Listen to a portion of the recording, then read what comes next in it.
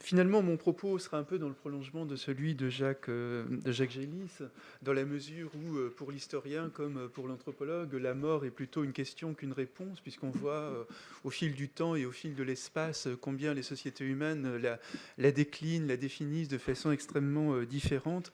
Je vous rappelle à cet égard le très grand texte de Robert Hertz dans les années 20, même pas avant la guerre, pardon, parce que Robert Hertz est l'un des jeunes poilu, mort pendant les tranchées de la guerre 14-18, mais Robert Hertz avait écrit un texte absolument magnifique sur la notion d'instant de mort, où il montrait combien les sociétés humaines divergeaient dans l'idée du moment où l'on passe de vie à trépas.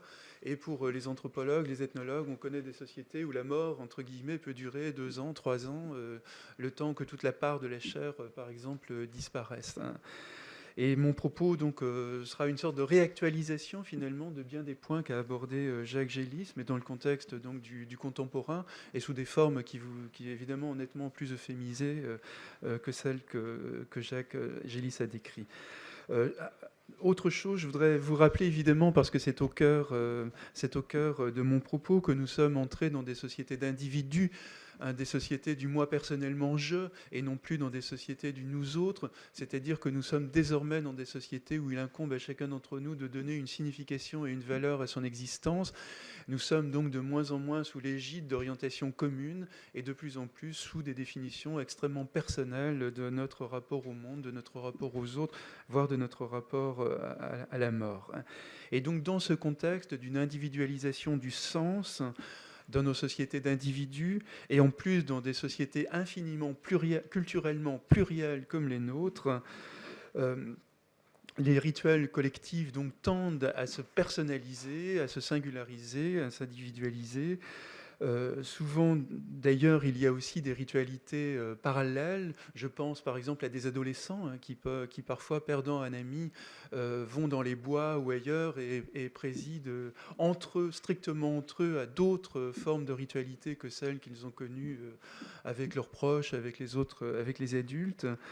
On a trop tendance peut-être d'ailleurs à voir dans cette individualisation du rapport à la mort une déculturation, un déni. Je pense que les choses sont infiniment plus compliquées que cela. Simplement, la mort nous devient plus intime dans une société où on est davantage livré à nous-mêmes et livré à nos significations personnelles. Et donc, comme illustration de cette individualisation du sens, je vais vous parler du statut du cadavre. Le cadavre, le grand débat finalement qui touche nos sociétés aujourd'hui, qui est au cœur des prélèvements d'organes par exemple, c'est qu'en est-il du cadavre? Demeure-t-il la personne? Ou bien n'est-il plus qu'un reste indifférent, un rien voilà. Et à cet égard, vous allez voir combien les positions peuvent être tranchées et dans des polémiques dont j'aimerais rappeler qu'elles sont sans fin d'une certaine manière, parce que décider que le cadavre est une personne encore ou que le cadavre n'est plus rien, c'est forcément un choix de valeur. Il n'y a aucune position supérieure qui permettrait de mettre tout le monde d'accord, sinon par un coup de force qui ferait violence à une partie de ceux qui pensent le contraire. Alors je vous rappelle, évidemment, j'ai pas regardé l'heure, il faudra que vous me disiez... Ah, ouais, non, j'ai pas regardé à quelle heure j'ai commencé. Oui. Peut-être à 25, bon, enfin, pardonnez-moi. Donc je vous rappelle évidemment que la condition humaine est une condition corporelle. C'est à travers notre corps, évidemment, que nous sommes nommés, reconnus, identifiés à une appartenance sociale, à un sexe, à un âge, à une couleur de peau, une apparence, etc. Le corps, donc, est l'enveloppe et l'incarnation même de la personne. En lui, à travers son corps, la personne étreint le monde et le fait sien, le transformant en un univers familier, compréhensible, chargé de sens et de valeurs, et partageable également en tant qu'expérience par tout autre individu inséré comme lui dans le même système de référence culturelle et sociale.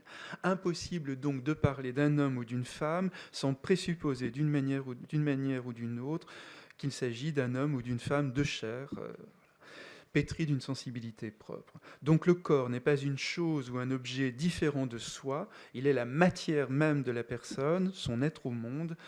L'individu est dans l'impossibilité de s'en dissocier, car il n'est pas autre chose que sa chair. Alors, qu'en est-il justement de la mort qui là, par contre, instruit une rupture dans nos sociétés? le cadavre est désormais un objet anthropologique non identifié. Il matérialise une représentation de la mort, il donne à cette dernière un contenu concret.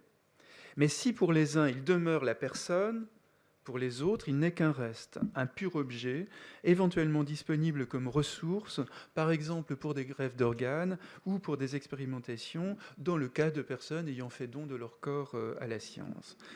Nulle part, donc, le corps n'est disponible à la fantaisie des vivants. Des rites funéraires accompagnent le défunt et jalonnent ainsi la prise de congé envers lui. Et la dépouille est toujours l'objet du plus grand soin. On sait combien son absence rend difficile l'élaboration du deuil. J'en dirai 2 mots tout à l'heure. C'est la question des desaparecidos, par exemple, en Amérique latine, au Chili, en Argentine notamment, où l'absence de dépouille crée une tragédie personnelle, une impossibilité de faire le deuil pour d'innombrables, pour les familles et pour les survivants de cette tragédie des dictatures latino-américaines. On sait donc, évoquant les cadavres, le juriste Bernard, je crois, Edelman écrit, je cite, résume très bien les choses, « Nous hésitons à les traiter comme des choses sans pour autant les traiter comme des personnes. Ils sont nimbés d'une aura, d'un prestige qui nous plonge dans la plus grande perplexité. » Fin de citation. Dans nos sensibilités, même quand le sujet de droit meurt, le cadavre ne devient pas socialement une chose. Il est encore protégé par des lois et par extension sa sépulture elle-même. Juridiquement, la mort induit la fin des poursuites pénales, la succession du patrimoine, même si pourtant la volonté du défunt se prolonge dans son testament visant la répartition de ses biens, la destination de sa dépouille notamment. Le secret médical ou la protection de sa mémoire demeure. De la personne, il ne reste que son cadavre, mais on ne le vend pas. Il n'est pas l'objet de propriété. On ne peut en faire un usage contraire à sa dignité, comme par exemple le transformer en nourriture ou en cosmétique ou je ne sais quoi. Évoquons aussi, pour montrer combien le cadavre est ambigu et demeure de quelque manière la personne, évoquons aussi le souci de rapatrier les corps, je pense à d'innombrables migrants par exemple, le souci de rapatrier les corps après un décès survenu loin de chez soi. La volonté fréquente de reposer dans sa ville natale, auprès de ses parents ou de la compagne ou du compagnon décédé avant soi. Ou alors, pour d'autres, le souci de reposer dans un paysage familier ou aimé. Des lois protègent le cadavre de toute indiscrétion, de toute violation. Les relations sexuelles avec lui sont interdites. La profanation de son corps ou de sa sépulture tombe également sous le coup de la loi. La médecine dispose cependant d'une possibilité d'intervenir sur le cadavre, soit pour les prélèvements d'organes ou de tissus, soit pour des autopsies ou pour d'autres raisons médicales. Les significations attachées au cadavre dépendent de la représentation sociale de la mort et de ce que l'individu en fait. Réintroduit la personnalisation du rapport au monde dans le monde d'aujourd'hui. Elle est liée également au statut de la personne. Ça, je n'ai pas le temps de développer cela. Elles sont inhérentes, ces significations, elles sont inhérentes au contexte social et culturel et aux acteurs en présence qui peuvent ne pas avoir les mêmes représentations, même au sein d'une même famille ou d'une même religion, d'une même culture, etc. Toute altération de la part corporelle de l'homme est une altération de soi. L'homme n'a pas un corps, il est de chair. La condition humaine est corporelle, comme je l'ai dit tout à l'heure. Cependant, la mort est l'altérité absolue, d'autant plus troublante que si elle est inaccessible à l'entendement, le cadavre reste présent. Il insiste en quelque sorte. Le cadavre donc reste présent, mais il ne nous dit rien. Et il révèle aussi plutôt son énigme. Il est un abîme de signification devant nos yeux. Il baigne avec insistance dans la mort, mais on peut encore le toucher, penser qu'il demeure proche. On peut lui parler, j'y reviendrai aussi tout à l'heure. Je cite Jankélévitch qui dit « Le mort, en un sens, est parti, et même infiniment loin, mais en un autre sens, il est resté sur place. Et d'ailleurs, les deux reviennent peut-être au même. Le mort est encore là, et il n'est plus là. Le vivant est parti, sans bouger de son lit. » Fin de citation. Quand la mort saisit la personne, il reste son corps. Certaines langues nomment ce reste un cadavre. Mais le terme est un abîme anthropologique, car aucune signification simple n'est en mesure de se refermer sur lui. Et là, je cite Paul Ricoeur, qui dit « Quelqu'un a disparu. Une question surgit et ressurgit obstinément. Existe-t-il encore? Et où? En quel ailleurs? Sous quelle forme invisible à nos yeux? Ou visible autrement? La question « Quelle sorte d'êtres sont les morts ?» est si insistante que même dans nos sociétés sécularisées, nous ne savons pas quoi faire des morts, c'est-à-dire des cadavres. Nous ne les jetons pas aux ordures comme des déchets domestiques que physiquement ils sont pourtant. Fin de citation. La notion de cadavre donc marque une transformation radicale du statut de la personne, son passage de la vie à trépas. Vivante, elle est corps, morte, elle devient cadavre. Et si le terme corps est réversible, en ce qu'il désigne parfois le cadavre, jamais ce dernier terme n'est appliqué de son vivant à une personne.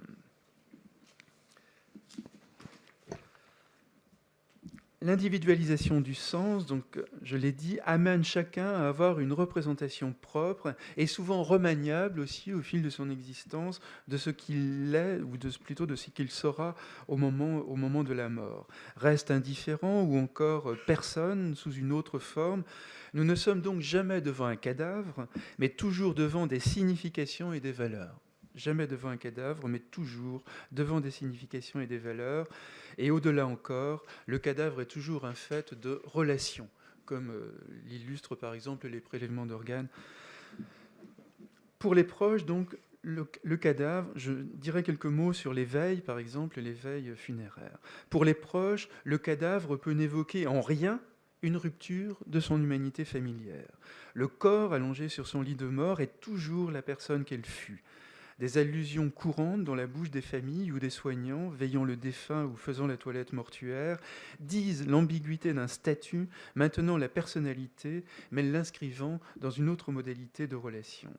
La toilette mortuaire est un fait universel. On sait combien elle est fondamentale dans la tradition juive ou dans la tradition musulmane. Elle manifeste le souci de la personne devenue inerte et vouée à des mains de femmes le plus souvent. Elle confère au défunt une ultime dignité pour lui-même et pour les autres auxquels il sera livré, pieds et poings symboliquement liés. Elle vise cette toilette à le purifier pour le préparer à sa prochaine disparition. Les gestes accomplis par la famille ou par les personnes traditionnellement affectées à cette tâche impliquent respect, tendresse, paroles murmurées, ou parfois reproches, comme s'il était toujours présent et participait lui-même à ces opérations délicates où sa pudeur notamment est mise à nu. Dans un contexte familial, ces paroles ou ces gestes sont un ultime adieu, une manière d'échanger avec lui des sentiments essentiels, mais comme si la personne donc était toujours l'actrice de son existence. On poursuit une conversation avec lui, on lui fait des confidences, on lui dit son amertume de le voir partir. Je suis davantage dans le cadre de la veillée plus large. On poursuit une conversation avec lui, on lui fait des confidences, on lui dit son amertume de le voir partir. La personne est réduite sans doute à son corps, à un cadavre, mais elle est perçue comme étant de quelque manière toujours là. Le corps n'est pas détaché comme un reste indifférent, comme dans les représentations dualistes, matérialistes. Il continue provisoirement à incarner le sujet. Et pour nombre de ceux qui y assistent, la veillée et les obsèques se font avec la personne. Ils accompagnent un vivant, entre guillemets, au statut extrêmement difficile à définir, mais en tous les cas, le sentiment que la personne est là, et on l'accompagne dans sa dernière demeure. Formule extrêmement illustrative aussi du statut du défunt pour une partie de notre société. Donc la veillée ne se fait pas autour d'un mannequin, le proche est là et les participants lui témoignent respect, amour, amitié, voire parfois haine ou colère dans certaines familles. Il est embrassé, il est cajolé, il est touché, il est regardé comme s'il était toujours là pour recueillir les marques de tendresse ou les paroles qui lui sont destinées. Bon, je gagne du temps, je saute quelques passages. Quelques anecdotes quand même touchant la mise en bière pour des agents funéraires. Je cite là plutôt un croque-mort qui écrivait dans les années 70-80, mais le propos est toujours contemporain. Il sait combien il est parfois difficile pour certains proches de mettre un enfant en bière, notamment, et il cherche, il sait le chagrin de la famille, et il cherche alors les mots pour apaiser les proches, et faire de la mise en bière un ultime geste d'amour dilué dans une vie quotidienne, en quelque sorte, qui se poursuivrait. Et voilà ce que dit cet homme à la famille. Il donne l'enfant aux proches et il dit: c'est comme si vous le mettiez au lit. Vous avez l'habitude, et lui aussi. Il vaut mieux que ce soit vous. Moi, je suis un étranger. Et presque toujours, dit-il, un pâle sourire apparaît sur les visages, un acquiescement, et le père ou la mère dispose l'enfant dans la bière. Sur un mode proche, dans les services hospitaliers accueillant des enfants cancéreux dont les traitements ont échoué, les mères serrent leur enfant sur leur ventre comme pour une autre naissance, dans un geste également d'annulation de la souffrance vécue par leur enfant. Elles le reprennent symboliquement en elles. La mort, là non plus, n'interrompt pas l'humanité de l'enfant. Et puis, il y a toutes ces demandes insolites qui sont formulées par les personnes avant leur mort. Je sais pas, je pense à cette femme qui demeure, mais c'est tellement commun, cette femme qui demeure qui demande à être enterrée avec le châle de sa mère, car elle craint d'avoir froid, ou celle qui souhaite porter sa robe de mariée ou des vêtements associés à des moments forts de son existence. Des personnes âgées ou autres qui veulent être enterrées avec un uniforme, avec des objets qui les ont accompagnés pendant leur vie. Regardez également tous les jouets qu'on met dans la tombe de l'enfant, comme si l'enfant allait continuer à jouer. Bon, on connaît d'ailleurs, Jacques Gélis, j'imagine, pourrait évoquer aussi d'innombrables traditions historiques qui vont dans le même sens. C'est vraiment une donnée anthropologique, le sentiment que l'autre, quand même, c'est pas possible qu'il disparaisse dans le néant, comme ça, il y a quelque chose qui continue, qu'on ne peut pas nommer, mais en tous les cas, qui est là. Et puis regardez également ces propos qu'on tient parfois quand il faut rénover les cimetières et déplacer les morts, ou quand il faut faire des autopsies pour revoir les circonstances d'un procès ou autre. Ces propos qu'on entend souvent. Même mort, on n'est jamais tranquille. Hein. On a tous entendu ce genre de propos.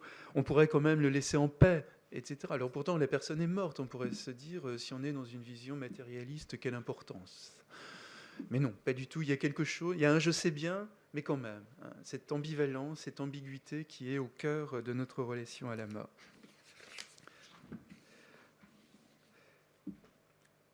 Alors, je pourrais prendre bien d'autres exemples. J'ai beaucoup travaillé sur l'histoire de l'anatomie, parce qu'il me semblait que l'histoire de l'anatomie était les préludes, en quelque sorte, à tous les débats que nous avons aujourd'hui autour des prélèvements d'organes. C'est ça qui m'a amené à écrire La chair à vif, notamment, puisque les premières anatomies se sont faites, et pendant très longtemps, et encore aujourd'hui d'ailleurs, si tout le monde connaissait ce qu'est une autopsie ou autre, je crois qu'il y aurait beaucoup moins d'autorisations qui seraient données.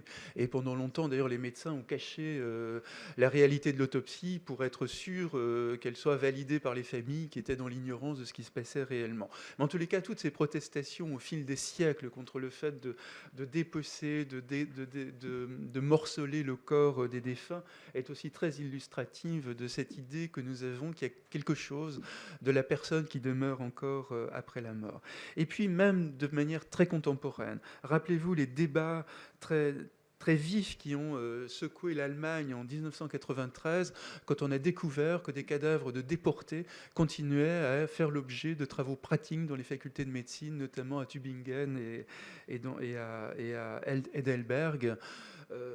Ça a été un mouvement d'horreur en Allemagne, que des personnes gazées, mises à mort au nom de la race, etc., continuent à être instrumentalisées et ne bénéficient même pas, après leur mort, de la paix. Et le ministre des cultes d'Israël est allé se rendre en Allemagne. Il a reçu les excuses officielles, c'était à l'époque du chancelier Kohl. Mais des exemples comme ça, on pourrait en évoquer bien d'autres.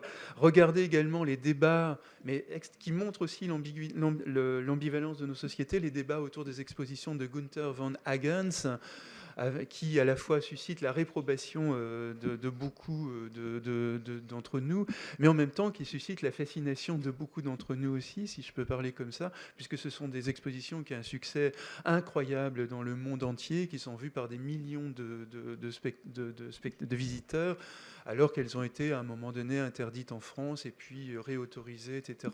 En tous les cas, il y a un gros débat autour de ces expositions. Peut-on comme ça mettre en scène en quelque sorte des cadavres, dont d'ailleurs on ignore souvent la provenance, hein, avec cette... ne sommes-nous pas en train de faire une extrême violence à ces défunts, finalement, qui jamais peut-être n'auraient imaginé un jour se retrouver exposés dans des musées, enfin dans des expositions du monde entier. Bon, regardez d'ailleurs aussi les débats actuels autour des objets exposés dans les musées, enfin des fragments de corps, des momies, etc., exposés dans tous les musées occidentaux, américains ou européens, et l'exigence des populations autochtones du rapatriement des reliefs, enfin des fragments de corps pour que les derniers hommages, en quelque sorte, propres à leur rituel, leur soient donnés, pour leur donner enfin la paix, etc. Bon, je pourrais vous raconter comme ça d'autres exemples qui m'avaient beaucoup touché quand j'écrivais justement La chair à vif, avec des populations du Grand Nord qui s'étaient battues pendant des décennies pour le rapatriement du corps de leurs défunts. Et même quand 80 ans plus tard, par exemple, des corps d'Inuits sont rapatriés, eh bien à peine sont-ils arrivés dans le Grand Nord que des cérémonies chamaniques sont mises immédiatement en œuvre pour qu'enfin leur âme soit apaisée. Ça montre également combien nous sommes confrontés à des représentations extrêmement différentes de la mort, d'une part, du cadavre, de l'autre. Bon. Les prélèvements d'organes sont un autre motif de débat très vif dans nos sociétés actuelles.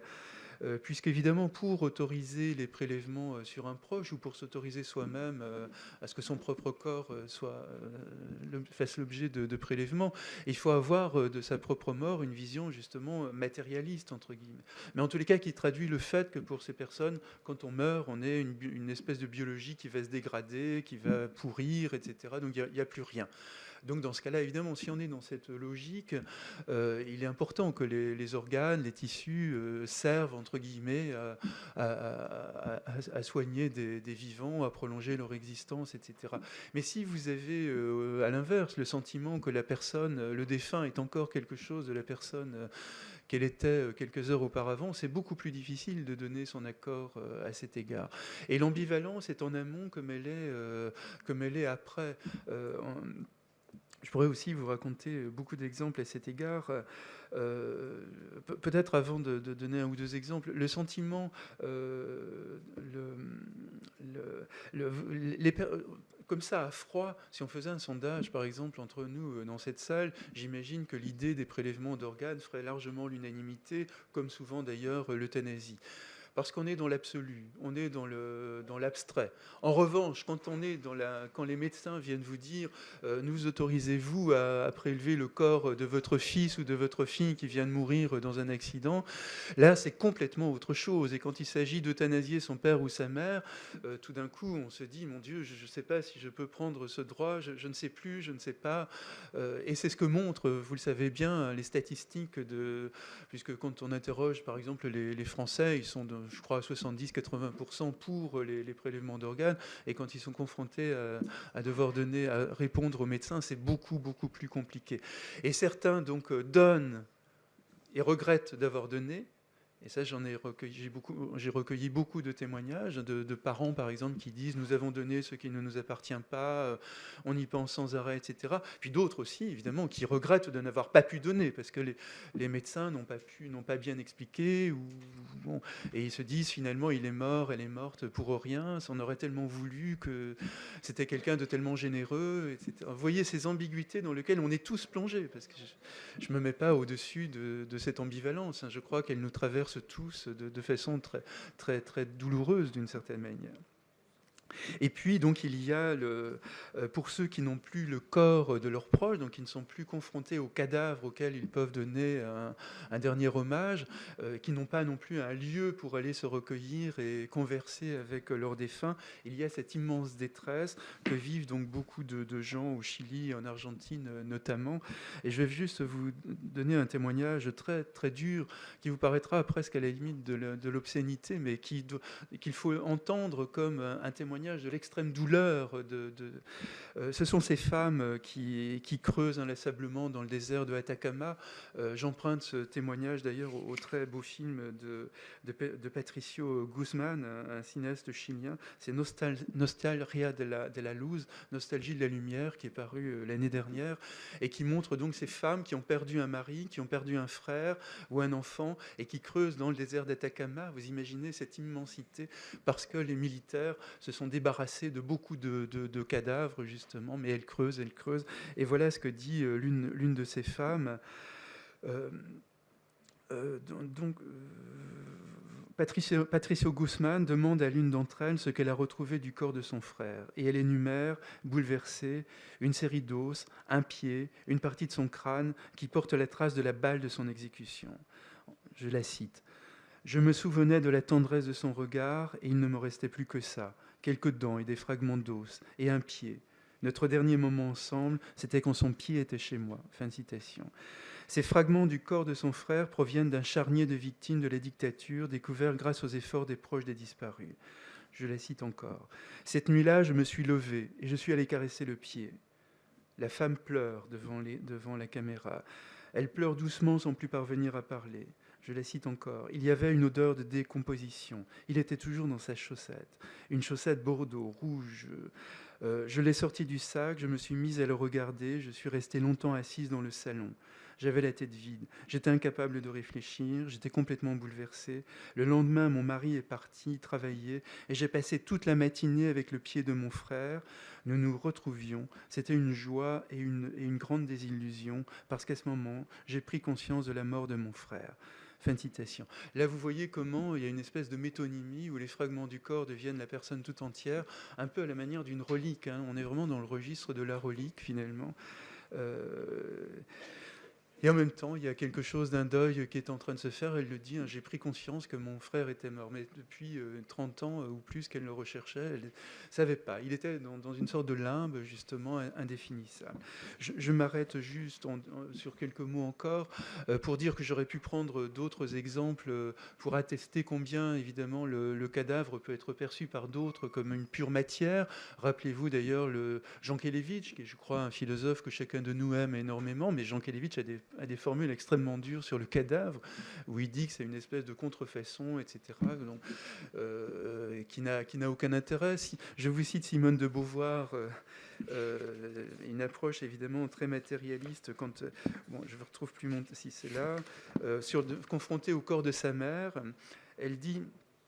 C'était tellement inattendu et tellement inconcevable, ce cadavre couché sur le lit à la place de maman, sa main, son front étaient froids, c'était elle, encore et à jamais, son absence. Voilà.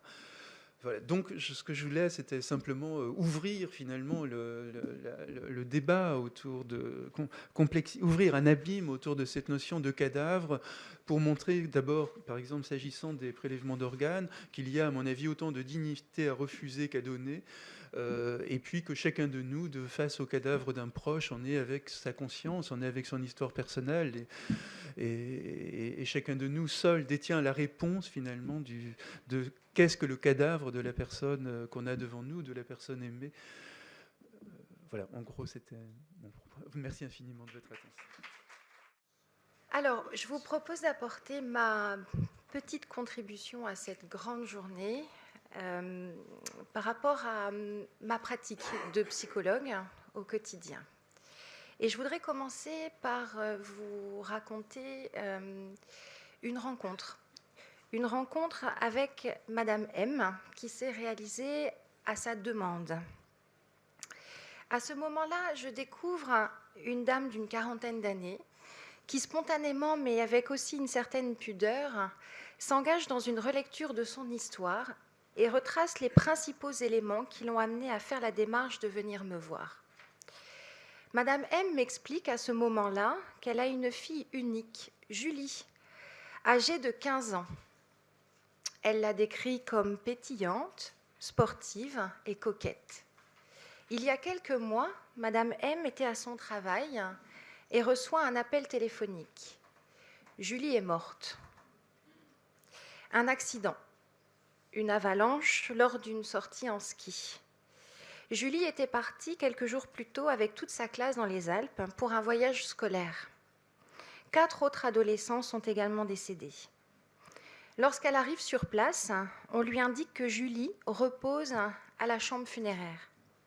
Elle me décrit à ce moment-là parfaitement son fonctionnement, en pilote automatique, avec un vécu d'étrangeté, comme s'il s'agissait d'un mauvais rêve duquel elle allait se réveiller. La question d'aller voir Julie, ou pas, ne s'est pas posée, me dit-elle. Il fallait que je voie, que je touche, que j'embrasse ma fille, comme si cette épreuve de réalité allait me permettre de concrétiser une vérité que je me refusais à croire à ce moment-là. Lorsqu'elle rentre dans le petit salon tamisé de la chambre funéraire, elle confirme. « C'est bien ma Julie », me dit-elle, allongée, froide, inerte, avec plusieurs ecchymoses qui tuméfient son visage bleui. C'est alors qu'un besoin viscéral, charnel, irrépressible m'envahit à cet instant précis, dit-elle. Celui de prendre soin d'elle, comme s'il s'agissait de ma propre survie à moi, comme si cela devenait la seule de mes priorités. Il me fallait retrouver ma fille et me réapproprier ma fille. Une négociation intense et douloureuse s'engage alors avec le pompe funèbre qui ne semblait absolument pas s'attendre à une telle demande de cette maman. Elle contre-argumente chacune des raisons qu'il détaille, ce professionnel, avec conviction. Une dernière fois, elle souhaitait qu'on lui laisse la possibilité de prendre soin de sa fille. Il fallait qu'elle la répare, comme pour réparer sa mort, mort qu'elle n'a su ni anticiper, ni éviter, alors même qu'elle est sa mère et qu'elle avait le devoir de la protéger. Après de longues minutes d'échanges intenses, le professionnel se résigne enfin à l'autoriser à approcher le corps de sa fille pour la préparer. Madame M a passé 6 heures auprès de Julie. Elle l'a lavée, lui a déposé sa crème hydratante préférée. Elle a retiré puis reverni ses ongles de main et de pied dans un beige taupe comme elle aimait. Elle lui a lavé les cheveux, les a séchés puis coiffés. Elle a habillé Julie avec l'aide du professionnel qui venait régulièrement lui proposer un peu d'eau et du café. Elle finit par son parfum, quelques bijoux et une petite photo de toute la famille glissée dans l'arrière de la poche de son jean. Demain, Julie sera placée dans son cercueil, puis ce cercueil sera définitivement fermé pour qu'elle soit ensuite inhumée non loin du lieu de l'accident. Il lui est très difficile de trouver les mots suffisamment justes pour décrire ses émotions, tant l'ambivalence du souvenir de ce qu'elle a éprouvé est importante. Elle parle de temps suspendu, d'horreur, de déchirement, mais elle parle aussi de paix, de communion, de sérénité, de beauté et surtout d'accomplissement. Le soir même, à 23h, la sonnerie du téléphone retentit. Madame M décroche. C'est le procureur de la République. Il justifie son appel très tardif par sa décision d'ordonner une autopsie médico-légale afin de s'assurer que les causes du décès coïncident bien avec les circonstances énoncées de l'accident. De ce fait, la cérémonie prévue le lendemain sera déplacée à une date ultérieure sans autre précision. À partir de cet instant, Madame M n'a jamais revu Julie. Même si elle a saisi tout à fait le sens judiciaires et la légitimité de ces investigations, elle m'explique que pour réussir à se protéger de l'idée que l'on puisse ouvrir, explorer et découper le corps de sa fille, il fallait qu'elle investisse émotionnellement et psychiquement l'idée réconfortante de tout recommencer pour la réparer une seconde fois. Ce qu'on ne lui a pas laissé la possibilité de faire, et ce, sans explication complémentaire. 2 questions demeurent en elle à chaque instant aujourd'hui et entravent considérablement ce travail de séparation nécessaire avec sa fille pour espérer un jour continuer à vivre sans elle. C'est bien la question du pourquoi et la question du comment. Pourquoi m'avoir empêché de la revoir ? Pourquoi m'avoir empêché, sous couvert de la loi, de recommencer ce qui est pour moi la seule façon que j'ai trouvée pour dire au revoir à ma fille ? Pourquoi m'avoir dépossédée de ma fille ? Comment ? Comment est-elle ? Comment est-elle partie dans son cercueil ? Comment j'ai enterré ma fille ?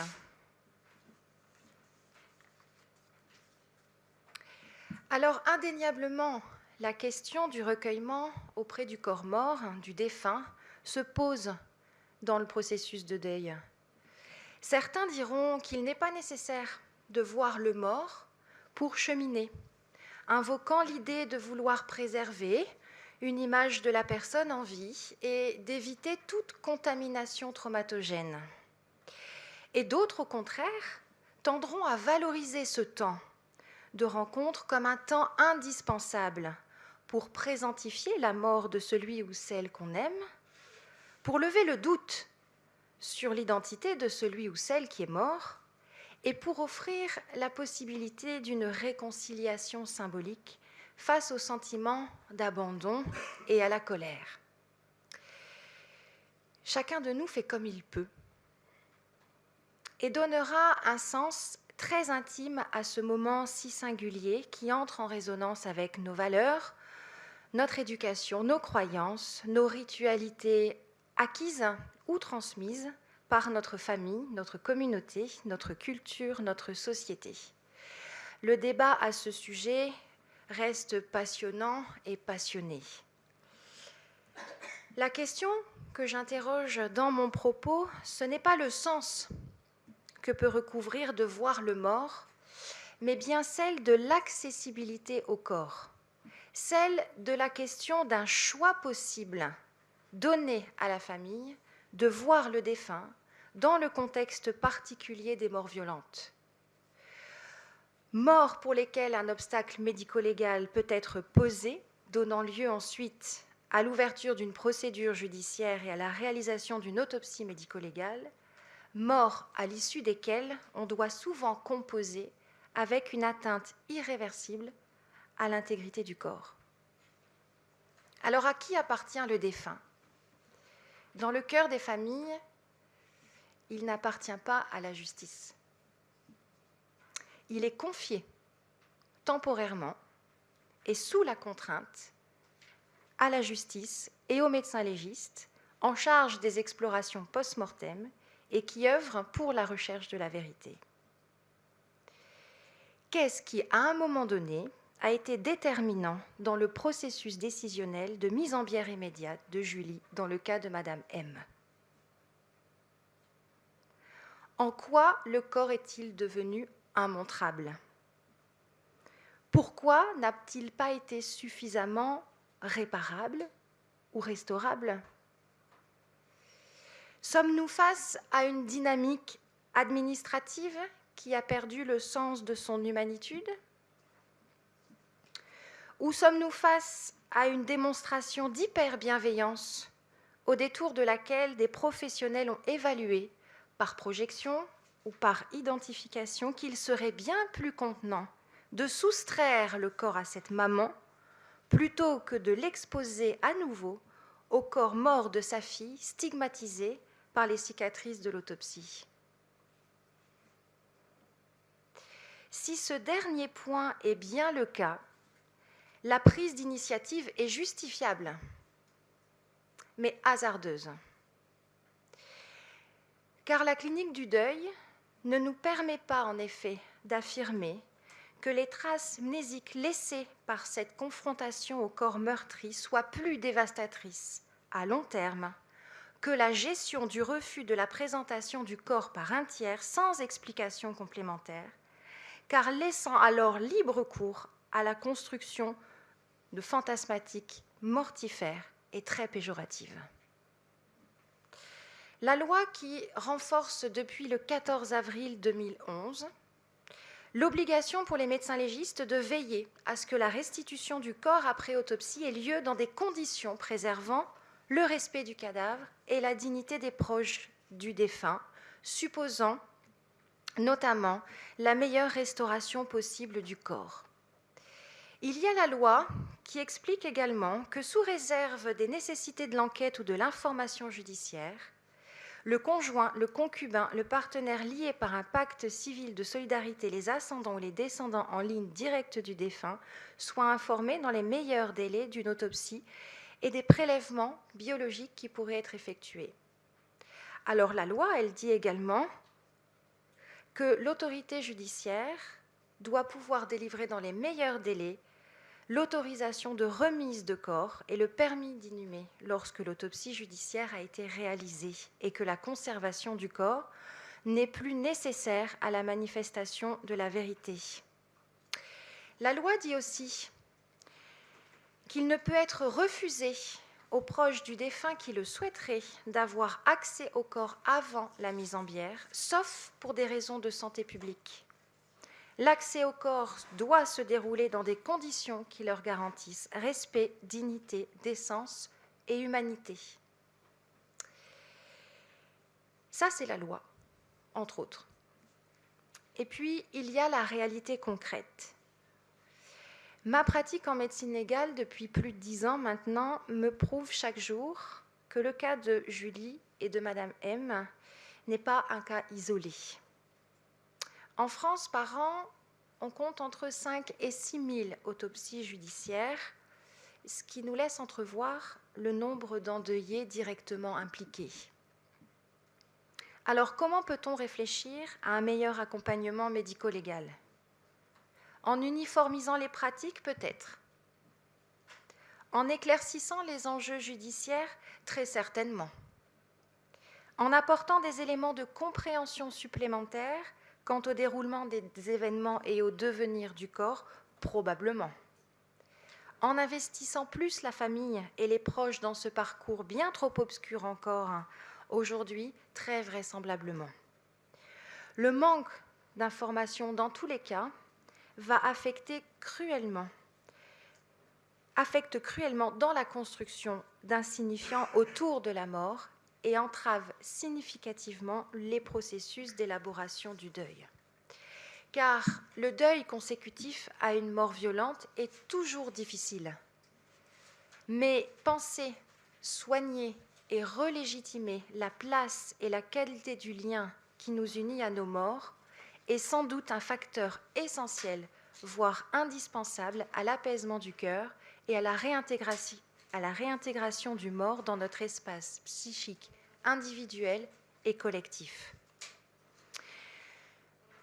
La réflexion autour de l'appartenance du défunt, comme nous le montre encore cette riche journée d'échange, engage des réflexions transdisciplinaires qui en appellent à l'éthique, à l'anthropologie, au juridique, à la philosophie, à la psychologie, mais plus globalement à notre humanité profonde et à notre sentiment de devoir moral.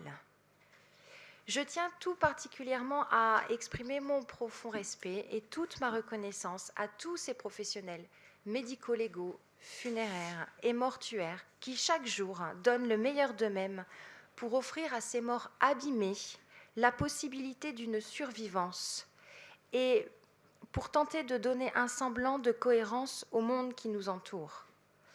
Confrontés à ces destins tragiques, ils composent eux aussi avec leurs valeurs fondamentales, leur savoir et agissent avec leur humanité et surtout leur bon sens. Je conclurai en disant continuons à prendre soin de nos morts, à les faire être dans une certaine sacralité pour qu'ils puissent toujours exister et faire partie intégrante de nos mémoires et de nos vies. Merci beaucoup.